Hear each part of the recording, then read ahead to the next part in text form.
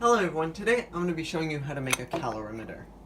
So, things you will need. You will need a crucible. This is a ceramic crucible with a diameter of 6.9 centimeters, I believe. And then I just have two cozies.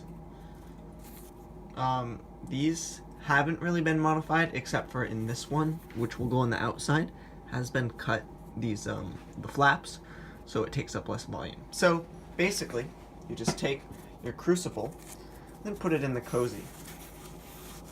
Make sure it's at the bottom, just like this. Then you take your other crucible. Now, see that how the you can't really see, but there's an open flap right here, and I can just touch the crucible there. So we want to hide that up by going perpendicular with these flaps. Now this part is harder to get on, and that's why we cut off the extra fabric on the inside, which isn't necessary. And you could do that on the inner one, but a tighter fit just means better insulation, so it's not necessary. Alright, so now we can pull this up through, and we now have our calorimeter, just like this.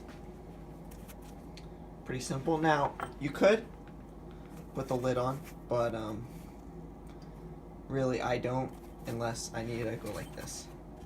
That's the closest thing I have to a lid, but you could also just pinch the top. It's probably better due to insulation. Alright? So the equations for my calorimeter can be explained as Q, or Q equals heat, is equivalent to the change of temperature times the specific heat of the substance multiplied by its mass. Alright? Q gained equals Q lost. Pretty simple, and that's basic calorimetry. Thank you for watching.